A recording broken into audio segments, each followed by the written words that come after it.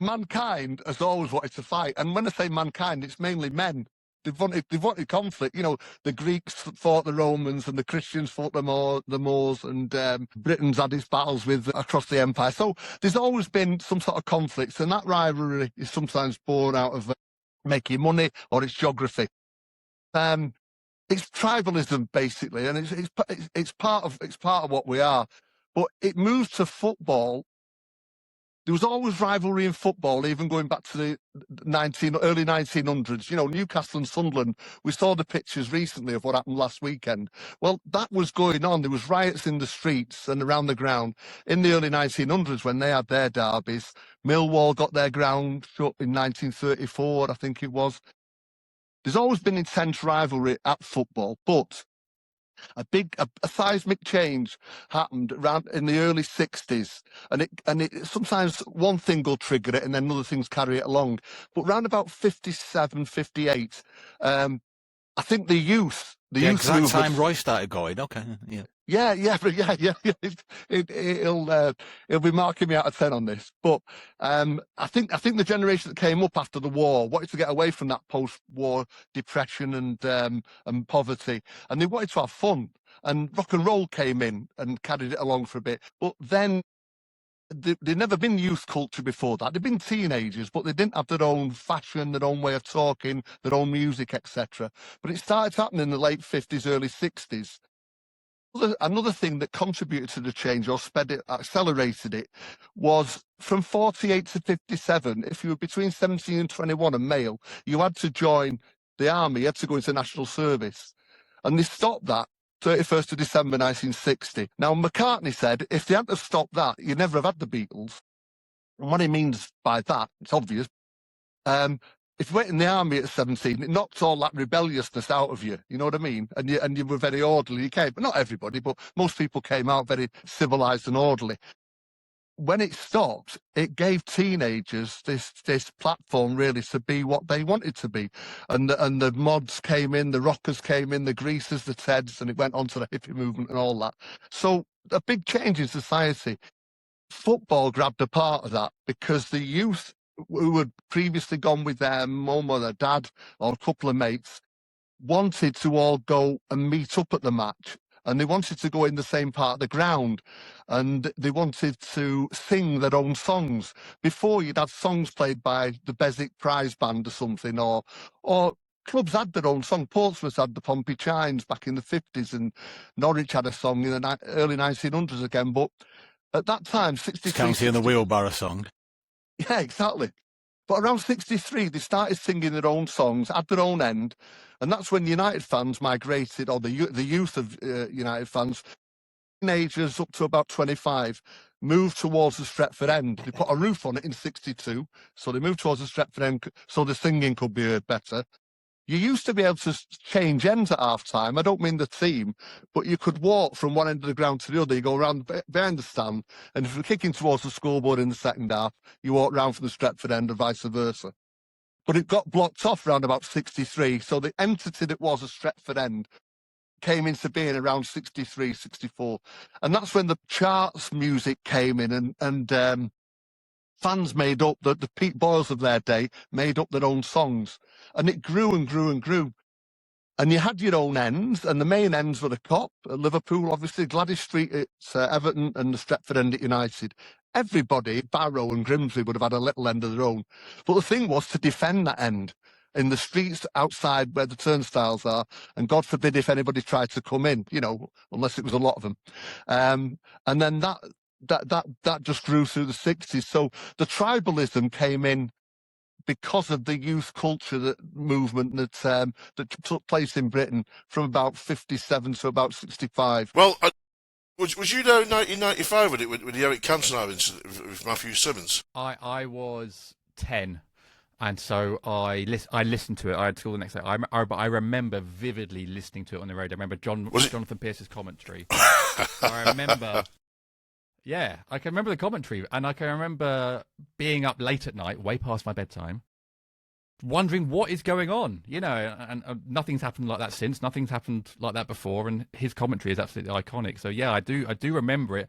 I wasn't a regular match-going fan at that point. Didn't get my first season ticket till I was 15, 16.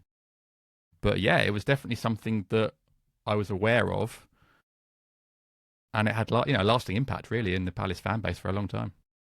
In what way? Well, unfortunately, I'll just send to Matt off air, and I don't think a lot of Man United fans are aware of this. In fact, I'm pretty sure they aren't, and I wouldn't know why they would be. But that was the league game, which I think finished 1-1 in the end, didn't it? There was then the cup semi-final at Villa Park a few months later, maybe 2 months later, and there was a clashes between Man United fans and Palace fans before the game somewhere in Birmingham. It was at Villa Park, and a Palace fan unfortunately was run over by, I think it was one of the Palace supporters coaches running away from United fans, and his name was Paul Nixon. Unfortunately, he passed away. That is something that I'm sure happened many times with fans, 80s, 70s, 90s, and clashes. But I think the Cantona thing added to the kind of frisson around that, and so for a lot of Palace fans, unfortunately, that Cantona incident is linked to the death of Paul Nixon. Now, I'm sure most Man United fans are not aware of that. And so when United fans come to Sellers and sing the Cantona songs, for a lot of Palace fans, it feels like it's linked to that. And I'm sure for most Man United fans, it's not. They're singing about Cantona because he was a great player, iconic for you, and this iconic thing happened in this stadium. And of course, if it was the other way around, I think most fans would do the same. But it's a funny one. I've seen it play out online sometimes, and I've seen people argue about it. And I was saying to Matt off air as well, it is 31 years this year since it's happened. And I know the family of Paul Nixon, and there's a memorial outside the pub in Birmingham that the HF actually we're talking about do go and clean up quite regularly every year around the anniversary. But Paul Nixon's family have asked for a long time for Palace fans to stop singing his name, stop bringing it up. They want to move on with it, which is totally fair enough. So I kind of think maybe most Palace fans should as well. And United fans are going to sing about Cantona. It's fair enough. He's an iconic player for them. I think we just need to let it go. Not let it go. I feel like I hope I'm not. I know what you mean. Diminishing the memory of Paul Nixon there, because absolutely I'm not. And a lot of people that I know knew him at Palace, and he was a very committed fan. But it has been a long time, and I think 99.999% of United fans aren't aware of it and aren't trying to antagonise. Yeah, I was at that semi-final, and I can tell you that none of us linked it. It's only in recent years, I've heard it linked, full stop. And for that incident, the Cantona incident earlier that season was absolutely transformative. I mean, it was the reason I entered journalism for a start. It was a lot transformative for a lot of people. Yeah. A lot of people, I think, growing up at that time. I think we're about to go into a really interesting period of what I am going to call mank washing. So I've noticed this trend at the moment where I think the club have cottoned on and realised, particularly after certain comments made by a certain minority stakeholder that really pissed off a lot of local politicians, pissed off Andy Burnham, the leader of Trafford Council. I think they're starting to realise now, with this new stadium coming up, that they are not going to fill that 100,000-seater stadium all the time. They're not going to get the funding for that 100,000-seater stadium if they don't start trying to present themselves as a bit more Manchester focused. And I think over the next few months and years, because of all this stadium redevelopment and because they're trying to get all of the local politicians and local funders on board, we're going to see a big wave of the club trying to use more authentic Mancunian voices and basically trying to, Jim Ratcliffe said, put the Manchester back in Manchester United, in a very cynical and transparent way. So we've already seen, the Stone Roses type stuff and the nostalgia. I think there's going to be a continuation of that nostalgia wave with the club trying to capitalise on the Manchester thing and really cynically trying to make itself sound more Mancunian. And we'll see it in the comms, we'll see it in, fucking bullshit Adidas photo shoots outside the PEV and, all that sort of stuff, and trying to be, terrible poems in like really exaggerated Manchester accents and, the sort of shite that I'm talking about. I think we're going to be seeing a lot more of this mank washing over the next few years because they've cottoned on that they need to present themselves as a Manchester club to try and attract local people to take up this, these seats in this 100,000 seater stadium, get the public on board. They know they're going to meet a lot of local opposition to it potentially. They know that Trafford Council are almost going bust. It's in the news all the time, and Trafford Council, they're going to really have to sweeten them up to get investment in the local area. They're going to need to attract more investors. They've got to get Burnham and other people back on board. They pissed off with these immigration comments. So I think we're going to see a big move towards the club, from the club, towards trying to rebuild I'm going to say the localized identity and not the local connection, because I don't think it will be an authentic attempt to engage local fans. I think it's going to be a very comms driven, very image driven, transparent attempt to reassert its Mancunian identity for an external audience, not for local people. And I guess you probably push up against some level of ignorance there anyway, because do people assume sometimes that it's divisive, that you want a kind of your own club? Because we would think, well, hold on a minute, United's not meant to be a divided fan base anyway. Why can't you just settle in with everyone else? Yeah, I think I understand why it's said, but I think it's a bit of a silly argument, because we have like the disabled supporters club. You know, are they meant to like not have one because they're disabled? We have supporters clubs for different regions. Why is it that, you know, when we set up, it's caused such an issue? And I mean, people won't like me saying it, but I just think that generally there is a dislike of Muslims currently, and it's quite blown up with politics and everything. And I think that puts a lot more pressure on us. You know, we're seen as divisive, we're seen as people that don't want to integrate. Well, what better way to integrate is there to get more of us involved with the football club that we support? It's a British institution. So I don't see it like that, and I think it's a shame that that's how it's sometimes portrayed, but at the end of the day we want to engage with fans as well. Look, just the prayer space, so we know from members that have joined us that for 10 years they were speaking to the club on and off about arranging a prayer space, not our prayer space, a multi-faith room, and it didn't happen, and we managed to sort it out speaking to the club within 6 months, not because I've got like a special contact at the club, it's just by engagement. If anyone is part of a particular group and they just feel that their needs aren't being met, you know, we got a comment a few years ago from someone who was I think like had gluten intolerance, and they're like, oh, you know, why have you got this special treatment, and you know, I've got gluten. Well, speak to the club. You never know what might happen. You know? We don't see it as segregating ourselves. If anything, we want to get more involved.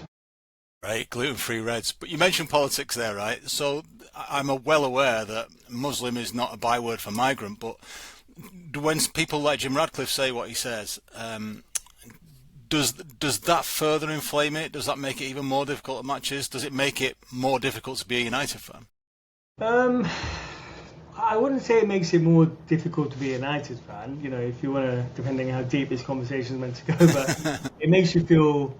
Not just with him, you know, he said what he said. We spoke to the club about it, and we feel the matter has been dealt with. But what I would say is, when comments like that are said, it goes deeper than that. You know, are we British? Are we meant to be in this country? Do people want us here? You know, yeah, I might not be. You know, some of the comments, you know, on the statement that we put out were like, oh no, it's about illegal immigrants, and you know, he wasn't talking about migrants. Well, when I'm walking down the road, you don't know whether I'm what I am. You just see me as different because of my colour or whatever, and we have to address those issues and accept that they are there. You know, so that's why we felt we need to say something, and the comments like that aren't helpful at all. What did you make of the flag, the Stretford End flag, about proudly colonised? Oh, I wish we'd done it. I was like, that's brilliant. It's brilliant, and you know, it means a lot because it shows that we're not the only ones that feel that way, or we're not the only ones that were upset with what was said. You know, United, you know, you mentioned about United, you know, the fan base is meant to be together. Well, United is a United is a club, and Manchester is a city that is built on the back of migrants from all different backgrounds. Isn't that the whole point? United, but under our different umbrellas. You know, I don't see that as an issue. And, you know, we're always willing to engage, so you don't have to agree with us, you don't have to like my religion, it's not a problem, but let's at least talk. Then obviously, as a kid, and I still do feel like this, just to get a little bit empathy off the United fans, still, when I used to get the pink, I always used to underline where City were, and United, and I've always had a thing that I'd rather United won it than anybody else. if we didn't. And that's always been a thing with me all the way through. I'd rather United won the FA Cup if we didn't win it. I don't mean literally beat us. Yeah, I've always had that in a Manchester thing. I think it is, but I'm the son of a preacher man. My dad's a Pentecostal minister, so I think God works his magic on me. It's always been apparent, hasn't it? From your end. Yeah. So I'm very generous like that. But obviously, when we play United, then I want them to get stuffed and stuff. But yeah, I used to love I used to love the build up to it. One of my first gigs on telly, the very first gig was remember Elton Wellesby doing that. What's it called? Kick-off, I think it was called. Yeah. Kick-off Friday nights, yeah. Yeah, and I did that. That was the first TV thing I ever did. And I was on with Steve Bruce and what was it called? The City captain Curry, was it? Keith Curl. Keith Curl, sorry. Yeah, you played. Yeah, and they rang in, and it sounded like they're in the same bedroom because nobody sort of introduced it. So I went. My first thing on telly that was ever worth anything for a laugh was I said, "How long have you and Steve been living together?" And then everybody I was so proud. It was the proudest moment of my life because now I realise if you make the cameraman laugh, then you're doing all right. Well, that was but it was a big deal. A massive. I mean, one of my biggest, proudest moments was getting on Match of the Day. You know, they put me and Mick Ferry, another comedian friend of mine. And they put us on, you know, like they do that have a little interview with you and then show it at the match. And I run a kids' football team, and it's the most surprised and proudest I've ever been of me because I was on Match of the Day doing, an interview as City versus United, a bit similar like we're doing now. So, yeah, bring it on. It's always a good day. My ambition is to set me and my lad go and watch the City United game. That's what I need to sort out now. And is he regretting that decision? Not at all, no, he's horrible. Good. Yeah, it does it to wind me up now. I think it used to be gloating 20 years ago because we had nothing going for us, you know, other than a couple of cup wins, did we, and stuff like that. And it didn't stop. But I always felt a bit guilty, to be honest, though. When Chelsea got all that money years ago. And I used to slag it off big time, you know, they're buying success, you know, blah, blah, blah. And then all of a sudden we had a load of money. Then I kind of there isn't the answer to your question, but I'm just going off on one there, but the answer to your question, there isn't a lot of difference. It's Manchester born and bred, you know, and if you get one over on your mate one day, you'll get one over you next time. Like we were expected to win the FA Cup, weren't we? And you turned us over and played really well. But I don't think there's any major characteristic differences between us. And, you know, like anyone who goes away from home, obviously we all benefit from the fact that the tickets are 30 quid. Now, a lot of things happened around about 2016 that sort of ended up a bit of a perfect storm where the Premier League were worried and the Premier League started to think, hang on, we need to do something here. And the result was the £30 away cap, which has still got 10 years on. Now, that was achieved through supporter pressure. That was achieved through supporters coming together as well. I can remember really well that executives, etc., were very worried, and I know this for a fact, when basically Scousers and Manx started coming together and on the same page saying, yeah, well, we're not into this. And like, you know, what I heard was that there was a kind of, oh shit, if those two start fucking working together, we've got a problem here. And, you know, I've been in meetings with the Premier League and I've stared into the whites of Richard Masters' eyes and said, well, you know, why can't we do something over home prices? And he essentially said, the grounds are full. The grounds are full, so... I mean, what you just said there, Rob, the fact that United, Liverpool and Arsenal have such a wide support, not just from local, but from places like Ireland, Belfast, Dublin, Oslo, Singapore, whatever. They know damn well that they can, if the locals are priced out. If the locals are priced out, these people are stepping without any problem. I see it all the time. I sell outside the ground all the time, selling magazines and stuff like that.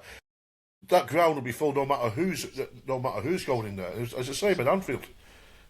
So the clubs can act that high-handed arrogance and not worry too much about the local fans. Now, I heard something the other day about season tickets, I've saw a figure where I think there's 47,000 season tickets now at Old Trafford. There used to be 50,000. So people who are relinquishing the season tickets, not issuing new ones, they're letting them wither on the vine and bringing in new people at the same time. So season tickets, you don't want season ticket holders anymore. They're not confident of filling it up with tourists anyway.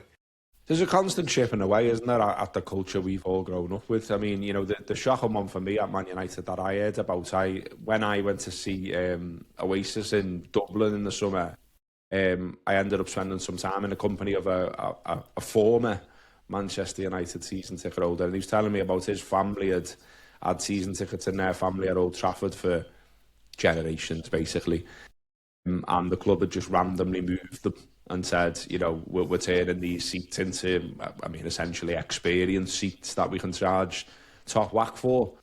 And he said, you know, that was sort of final straw for him and his family, really. He said, like, there's lots of things that have been pissing him off about the club over time. But, you know, if you're going to move, I think he essentially said, if you're going to move me dad away from all the people he's always sat with, then you're taking away a big part of his match day. So that's us done. I think he wrote some angry letters and stuff, but club weren't for turning on it. And, you know, you've got this, I think Man United did a survey of them, right, at some point of their fans, and mentioned the idea of a personal seat licence as well. Another thing worth looking into if you care about all this, because they've got those over in America. And it's just, it's like what you said before, mate. It's a about bond. The It's the same as a bond. It's the same thing. And it's like what you said, mate, you know, they keep normalising more ways to charge you money. You know, the idea that you need to be a member to buy a ticket and you need to pay to be a member to buy a ticket, you know, no one challenges that anymore. That's done. That's set in stone, and no one's asked anymore, and no one tries to rail against it. My worry about the ticket prices going up for 3 years running was you end up in the same place. Oh, well, they always go up with inflation, so that we'll just cop for that.